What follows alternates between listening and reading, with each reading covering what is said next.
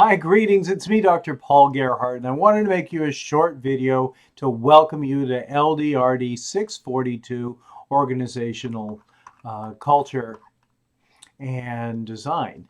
And this is a cool class. I mean, all organizations are obviously needing to make the best decisions possible. They need to have the right people in the right places doing the right things. And too often, leaders get so busy doing their everyday things that they do that they sometimes forget to take a step back and recognize how they influence organizational culture.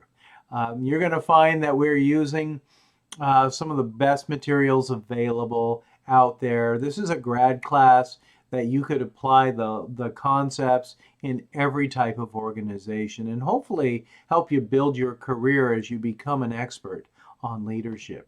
I love the materials that we're providing for you. This Shine and Shine book, The Organizational Culture and Leadership, is one of the best out there. The Designing Your Organization book is phenomenal. I mean, if you are a book guy like I am and you like building your library as well as your knowledge and tools, you got to buy the books. Just go on Amazon, make the investment. You're going to find that they change your life if you let them.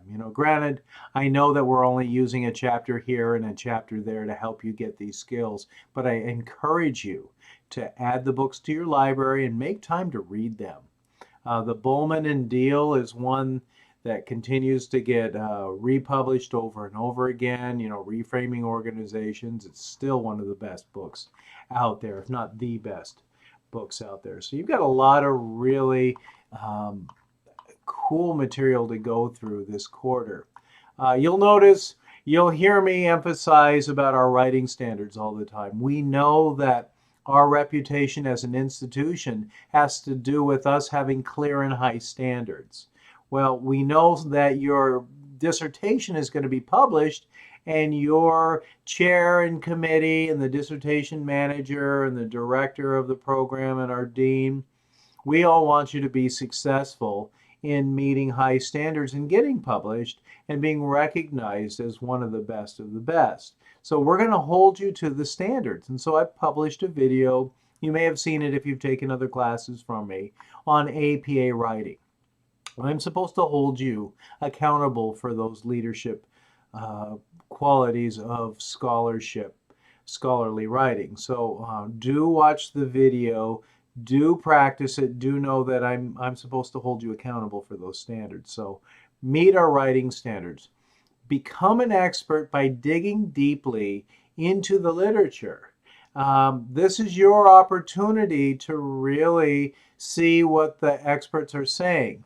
We ask you to use scholarly peer-reviewed articles. And if you've taken a class from me before, you've probably heard me tell you that, like, the Harvard Business Review is not a peer-reviewed book or literature. It's a good scholarly source, but it's not scholarly peer-reviewed. Peer-reviewed is about an expert that writes and research on a topic or topics, and then they have it reviewed by other experts who put their stamp of approval and say, yes, we agree with this. There's merit to this. We think this is worth categorizing under the peer-reviewed topic. If you would carefully read the syllabus, you're going to see what our expectations are, the grading rubrics for the papers. You're going to notice also the course schedule. You'll notice in week 1, we're doing the overview of organizational design. We ask you to read the first part in chapters 1 through 5 of the Shine and Shine Organizational Culture and Leadership book. And then week 2, we dig a little bit deeper and go into fundamentals of organizational design. And we're using Cates and Galbraith, designing your organization. And we ask you to really look at the topics deeply and to practice good critical thinking. And I encourage you to go above the minimum standards. We want you to earn full credit for each of these, but in order to do so, you've got to go above the standard. That means engage more than just the minimum amount. We ask you to watch the deadlines. I'm supposed to hold everyone accountable for the deadlines, and you're going to notice that our grading policy has changed for late work. So you are in charge. You're an adult. I know it, and I am supposed to treat you like an adult, and I do. I know that I am working with the best of the best.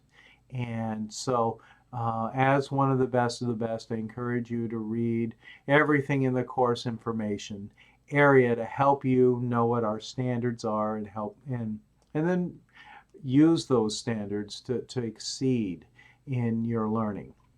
In week 3, we talk about dimensions of culture. As you know, organizational leaders have the biggest influence on organizational culture. But there's a lot of things that influence culture, and just understanding what the best cultures in order to, why culture is so important, and then what the best cultures entail really is key to becoming an effective leader. You know, where we put our focus, that's where we get our results. So shaping organizational culture, understanding what dynamics affect it is important.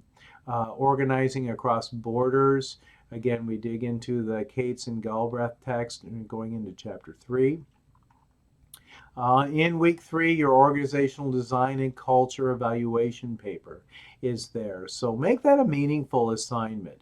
I encourage you to read the directions carefully and go above the standard. Support your ideas well with the literature. Don't just make a statement without leaving an example and a citation from the literature. This is how you become an expert. Really synthesize the ideas of the experts in each of your papers. Make this your opportunity to stretch and grow. We know you know a lot of things. Don't just regurgitate what you know. Regurgitate what you're learning and from me, your classmates, and the literature. Um, in week number 8, you'll notice that your organizational design and recommendations paper is due. So really go into the syllabus, look at the rubric, and go above the standards. Read your papers out loud carefully. Ask yourself, did I fully answer the questions? Use the major level 1 headings, your APA headings, as the key for the key elements that we're looking for in the syllabus, and then use subheadings to support those with examples. And again, remember, you don't just use a heading and then put another subheading underneath. You got to have content under each heading. So really practice scholarly writing here. Your professors are being reminded that we are supposed to hold you accountable for meeting those high writing standards. Watch my APA video. Ask yourself when you're reading through the scholarly journals, what did they do here? How are they doing scholarly writing? And how are you meeting those writing standards? And finally, in week 10, your leadership competencies for organizational design paper is due. So this is a really wonderful class. I'm working on some lecture videos that hopefully you'll find interesting each week, and help me make this the best class ever with your engagement and your valuable insights and, of course, your research. Thank you so much for being here. I hope you enjoy the course as much as we've got planned. Of course, you can send me an email if you have any questions. I prefer emails over phone calls, but don't hesitate to call me if it just can't wait. I'm, of course, happy to help. I teach because I love making a positive difference, and I'm truly grateful that you're here. Have a great class. Welcome.